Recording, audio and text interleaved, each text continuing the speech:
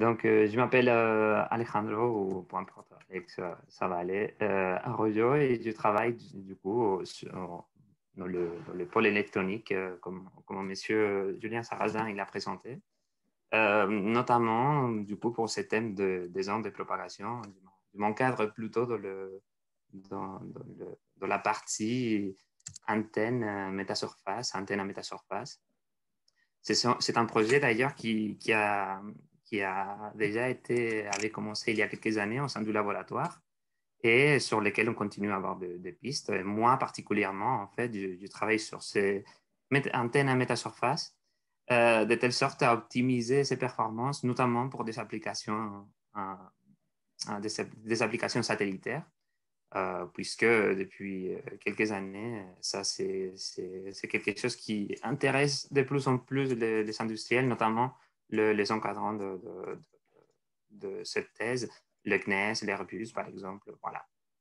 Donc je vais présenter de manière générale à peu près le principe de ces antennes, comment comment ils vont être conçus et de quelle manière on peut les améliorer.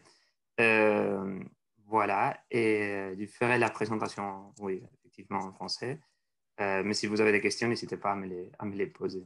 Je ne sais pas si jamais, de manière générale, si jamais on vous pose la question de, bon, on souhaite concevoir une antenne qui soit bien directive, qui ait une certaine polarisation, avec une certaine efficacité, mais surtout qui soit à faible coût. Voilà. En général, lorsqu'on nous demande beaucoup trop, on est trop exigeant sur ce type d'antenne, historiquement parlant, peut-être on pensait à des antennes colossales de ce type-là. Évidemment, ce sont des structures qui sont impossibles à mener dans l'espace, dans des satellites, pour des communications entre les satellites ou même de ces satellites vers des mobiles sur Terre, tels que les avions, les trains. On connaît bien les pénuries en fait du Wi-Fi, par exemple, dans ce type de transport. Ben voilà, c'était les types d'antennes auxquels on avait en tête, mais heureusement, en fait, qu'au début du XXe siècle, il y a eu l'essor, en fait, de propriétés. Il y a eu les métamatériaux qui sont apparus et du coup, les antennes à métasurface. Alors, ces métamatériaux, j'en parle rapidement, les métamatériaux qui ont été étudiés et introduits à la fin du XXe siècle et début du XXIe. Par exemple, notamment si on arrive à concevoir des matériaux artificiellement conçus avec un indice de réflexion et permittivité et perméabilité à la fois négative, on peut retrouver en fait des propriétés de l'électromagnétisme qui vont s'inverser, des phénomènes assez inconnus jusqu'à présent, voilà. Et notamment, on peut explorer différents types maintenant avec ces matériaux, d'autres types de pistes qui vont nous permettre en fait de concevoir nos antennes. Là, par exemple, c'est une combinaison en fait de métamatériaux dans lesquels on va venir placer ces éléments artificiels, artificiellement conçus de manière périodique. Et nous, en fait, on parle plutôt de métasurface, mais il faut garder en tête qu'il s'agit de la même idée. Hein. On passe juste la troisième dimension bidimensionnelle et c'est ça qui va nous intéresser pour nos antennes à métasurface. Voilà. Donc, de manière générale, je vais présenter la théorie qu'il y a derrière ces antennes à métasurface. Ensuite, après, comment on conçoit, comment on implémente en vérité ces métasurfaces sur une antenne patch. Et puis, à la fin, quelques éléments d'optimisation et d'optimisation technique pour améliorer les performances du coup de ces antennes, qui est le cœur du sujet, ce qui nous intéresse vraiment euh, pour ces travaux. Donc, de manière générale, on pourrait éventuellement comprendre plus ou moins le principe de ces antennes de la manière suivante, plus ou moins comme le principe de William-Fresnel, dans lequel il y a une onde qui arrive sur une fente ou sur une interface, et puis il y a une nouvelle propagation, il y a une nouvelle onde qui va démarrer à partir de là. La métasurface, c'est un peu pareil, il y a une onde qui va venir impacter en fait à une interface, un milieu, notamment dans notre cas, ça va être le réseau de petits patchs sur nos petits motifs sur l'antenne. Et grâce en fait à une modulation contrôlée, on va pouvoir exciter une onde, enfin avoir une onde en sortie qui va être contrôlable, maîtrisable si jamais bien les choses et c'est les buts justement de ça. Par exemple, ici, vous voyez que si on garde cette structure dans laquelle on a en bas de l'axe X notre antenne, plus on fait augmenter la modulation, plus on varie la modulation, pardon, plus on va avoir ces rayonnements qui vont se produire à l'interface et du coup, ces ondes-là en sortie telle qu'on la souhaite. Alors, quelle onde va venir du coup impacter ces éléments patch qui sont autour de ces périodes périodiquement placées sur l'antenne? Alors, ce sont des ondes surfaciques qui vont être gardées dans notre antenne patch. Là, c'est une antenne patch dans laquelle on va venir placer une source au milieu, une excitation au milieu, et puis les motifs tout autour de ces antennes. Et puis, du coup, ces ondes qui vont rester confinées, les ondes surface waves, vont venir impacter, du coup, la métasurface placée au-dessus. Et du coup, à nouveau, encore une fois, si on applique une modulation contrôlée, une modulation connue sur ces éléments-là, on va avoir un contrôle sur l'onde en sortie, l'onde de fuite en sortie. Donc, bienvenue sur la plateforme téléphonique des Crous de Paris. Ouais. Je suis Adèle, votre conseillère. Dans un souci constant d'amélioration de notre service, vous entendez un audio, c'est ça? Désolé. Il y a un micro qui est allumé, je l'ai coupé, pas de souci. D'accord, désolé. Oui, donc comme je disais, je récapitule. Donc, on a notre antenne patch avec l'excitation au milieu, nos ondes surfaciques qui vont rester, qui sont confinées en fait dans les structures et qui vont venir toucher du coup ces éléments, ces motifs tout autour. Et du coup, à cette interface, ces motifs-là vont pouvoir avoir une onde de fuite, une onde en sortie contrôlée. L'information sur la métasurface, elle va être contenue dans la formule que vous voyez ici, en fait, dans les tenseurs, les tenseurs que vous voyez là, ZS. C'est celui-ci qui va garder toute l'information sur ces motifs métamatériaux. Et puis, du coup, on va avoir à cette interface notre champ en sortie et notre champ incident qui vont nous permettre d'avoir une relation de ce type-là que, à nouveau, va nous permettre en fait le petit contrôle. Donc, par exemple, ici, on a à nouveau une autre vue dans laquelle on a nos ondes confinées qui vont venir aller impacter du coup les motifs. Et puis, LW pour Leaky Wave, comme on va les voir.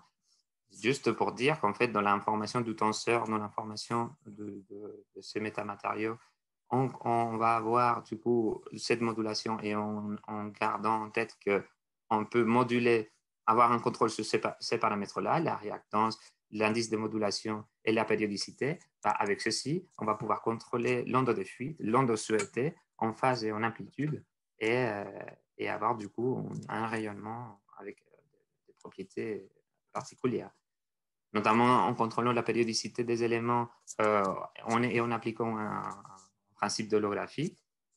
On peut avoir un contrôle sur la phase et si jamais, si on applique en fait un développement de blockable sur les structures, la réactance et l'indice de modulation vont nous permettre d'avoir un contrôle sur l'amplitude. Donc voilà, en gérant ces trois paramètres, on est capable d'avoir quelque chose en sortie qui nous convient. Alors, vérifions maintenant de quelle manière, plus particulièrement, on va concevoir ce type d'antenne. Bon, ce qu'on va faire, en fait, c'est décortiquer notre antenne patch, notre structure dans des petits secteurs. Ça va être des secteurs dans lesquels on va venir placer un motif particulier, c'est-à-dire un motif métamatériau qui va contenir l'information souhaitée de cette impédance surfacique pour la modulation. Et pour cela, en fait, il faut avoir une base de données contenant ces informations-là. Là, par exemple, on a mis des motifs ici comme des Pac-Man ou des petits boomers. Peu importe en fait les motifs, on peut concevoir des bases de données qui vont être placées sur ces métasurfaces chaque petit secteur, comme j'ai évoqué. Donc, pour cela, on construit une base de données avec une méthode de moment dans laquelle on va venir, pour chaque nombre d'ondes, on va venir faire une analyse sur la théorie des circuits, par exemple. On construit la base de données et voilà. À nouveau, j'ai mis deux exemples, des petits bagmans, des petits boomers, dans lesquels on va contrôler, on va les faire tourner, on va contrôler en fait la taille, différents types de géométrie qui vont nous permettre d'augmenter en fait le nombre d'informations sur les tenseurs d'impédance en surface et qui va nous permettre du coup de venir placer à un endroit précis sur l'antenne les motifs souhaités. Là, par exemple, vous voyez en fait une cartographie pour les deux, que ce soit les deux éléments que j'ai mis ici dans la présentation, les boomers ou les bagmans.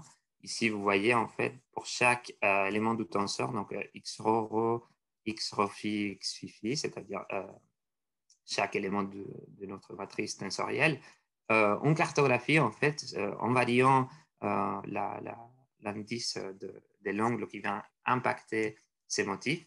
On peut avoir du coup accès à différents types de valeurs de réactance et du coup on va venir implémenter avec un algorithme, chercher les valeurs auxquelles on est intéressé. Et voilà. Alors il ne faut pas oublier que cette base de données, elle doit être construite pour chaque élément particulier, c'est-à-dire pour un substrat particulier, à une fréquence donnée. Il faudrait concevoir en fait des bases de données différentes pour d'autres types de substrats ou de fréquences. Voilà, ici, par exemple, nous avons en fait une réponse en sortie en appliquant les petits boomers ou les bagmans, ce sont des simulations. Alors, il s'agit d'une antenne broadside en polarisation droite. Donc ici, dans la première colonne, vous voyez la polarisation droite, la réponse de la polarisation droite et la polarisation gauche après. Voilà, c'était juste un exemple que je voulais évoquer.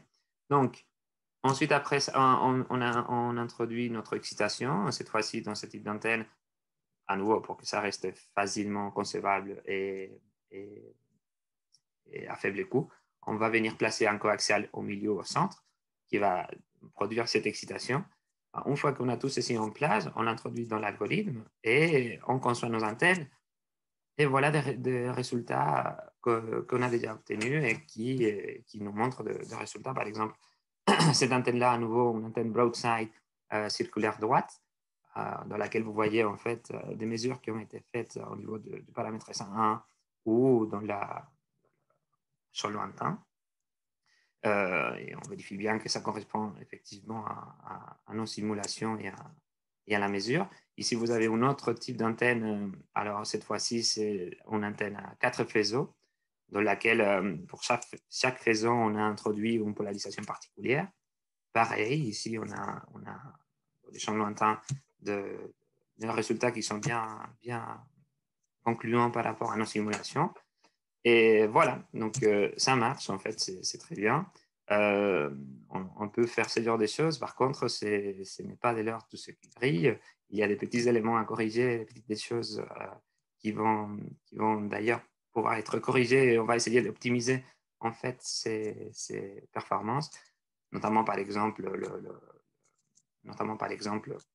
le problème d'efficacité de l'alimentation centrale, puisque le coaxial, lorsqu'il vient exciter, malheureusement, il va venir introduire en fait d'autres ondes qui vont venir impacter, perturber en fait notre simulation, notre excitation finale. On a exploré également d'autres types types d'excitation ou de correction de phase, voilà, des techniques que nous avons vues. Alors, par exemple, ici, dans le cas de l'excitation coaxiale, comme j'ai dit, il y a un coaxial qui est centré au milieu, qui va venir du coup exciter les modes TM0 pour l'onde en surface confinée. Et donc là, on a essayé en fait de faire une étude pour bien placer la géométrie de l'adaptation au centre, de telle sorte à garder la plus grande quantité d'énergie confinée dans notre substrat. Et puis, ceci a été fait en fait avec des méthodes analytiques et des méthodes analytiques en prenant les modes des cavités et les théorèmes de réciprocité, on a défini en fait une efficacité qui va nous permettre de garder la plus grande quantité de puissance d'énergie en onde surfacique, PSW, comme je l'ai dit tout à l'heure, et par rapport à toute l'énergie qui est produite sur l'alimentation. Voilà, en ayant ça, en fait, on s'est rendu compte qu'effectivement, on peut avoir une géométrie pour cette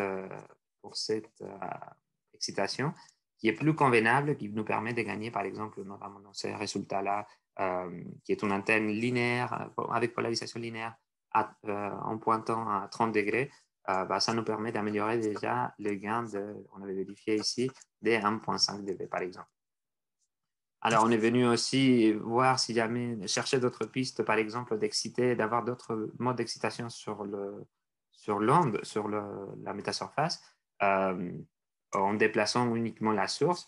Et là, c'est quelque chose qui est en étude encore, mais on voit qu'on peut améliorer beaucoup cette efficacité.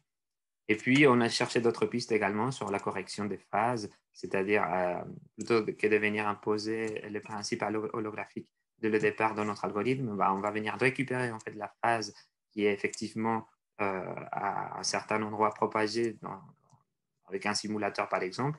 On va venir introduire cette phase-là et ça nous permet d'avoir une correction sur cette phase et les principes de l'algorithme. Voilà. Alors, notamment ici, il y a un petit souci dans l'élargissement de bande. La bande elle est assez étroite en général pour ce type d'antenne. Nous sommes en train d'étudier en fait cet élargissement avec différentes techniques. Mais voilà, un peu en général, les travaux que nous menons en fait, au sein du laboratoire. Alors, j'y récapitule. Donc, ces métasurfaces, les antennes à métasurface sont très bonnes. C'est un très bon choix pour des applications quelconques, notamment pour les applications satellitaires, puisque ce sont des antennes à faible coût et facilement concevables, imprimables. Voilà. En ayant un contrôle des 3 paramètres, on contrôle bien l'amplitude de la phase de notre rayonnement tel qu'on le souhaite, avec des propriétés qu'on souhaite. On a vu comment, effectivement, il y a encore de petites choses à améliorer. On applique quelques techniques d'optimisation et puis on essaye d'aboutir en fait à un élargissement des bandes. On est assez limité pour l'instant, on est à 4%. On souhaite élargir ça un petit peu plus davantage et pourquoi pas même concevoir une déconfigurabilité en fréquence de ces antennes-là. Voilà. Donc plus particulièrement en ce moment, en fait, on est en train de comparer, en fait, de cross-checker en fait les mesures en simulation expérimentale et on est en train d'imprimer ces antennes-là pour vérifier les petites techniques d'élargissement des bandes que nous sommes en train de mener en ce moment. Voilà, donc la prochaine fois qu'on vous demandera de vous imaginer une antenne qui soit bien directive, qui contienne des propriétés particulières et à faible coût, par exemple, j'espère que vous allez plutôt penser à des antennes à métasurface qui sont là pour ce type d'applications qui sont très bien conçues à cet effet. Voilà, merci beaucoup à tous. Et si jamais vous avez des questions, n'hésitez pas à nous les poser.